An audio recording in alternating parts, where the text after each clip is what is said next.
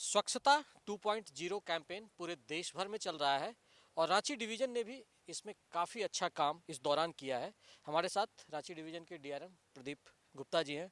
उनसे जानते हैं कि किस तरह से इस कैंपेन में एक टारगेट फिक्स किया गया है और कैसे जो इनके आसपास के जो रेलवे स्टेशन है उसको ये लोग ग्रीन बेल्ट के रूप में डेवलप कर रहे हैं। हम लोगों ने अपना रांची डिवीज़न में टोटल 45 स्टेशन हैं, तो सभी को हमने सिस्टमेटिक ढंग से सफाई करने के लिए प्रयत्न किया है। और इसमें 80% स्टेशन तो हमारे कंप्लीट भी हो गए हैं और रेगुलरली सफाई हमारी डेली उसमें होती है। और इसमें से 3 स्टेशन ऐसे हैं, रांची, मुरी और हतिया, जहाँ मैकेनाइज क्लीनिंग है। बाकी 42 स्टेशन में मैनुअल क्लीनिंग होती है।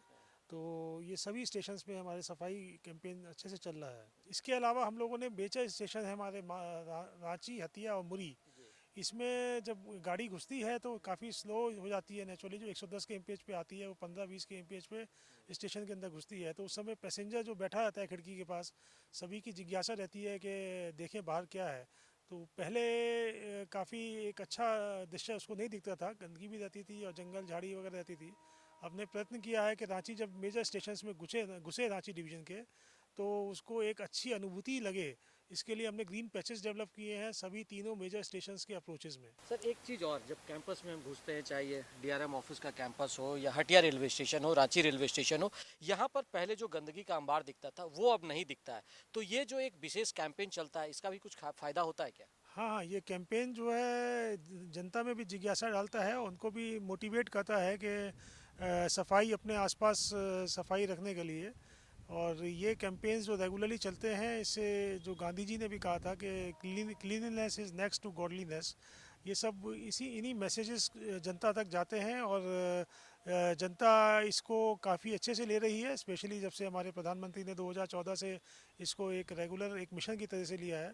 सर क्या लगता है कि रेलवे प्रबंधन ने जिस तरीके से साफ सफाई पर ध्यान दिया उसका असर आम पब्लिक पर भी पड़ा, लोग भी थोड़े जागरूक हुए और रेलवे स्टेशन पर उस तरह से गंदगी नहीं फैलाते हैं? हाँ, यस, ये तो बिल्कुल सही बात है। कहीं भी एक ह्यूमन टेंडेंसी होती है कि जहाँ भी थोड़ी बहुत गंदगी रहती है तो दूसरा आदमी जो आने वाला है वो और थोड़ा गंदी जगह रहती है तो उसमें और गंदगी कुछ भी डाल देता है। लेकिन जब साफ़ सुथरी जगह रहती है तो उसका अपने आप मन नहीं करता है कि कुछ भी कोई भी चीज़ वहाँ फेंके।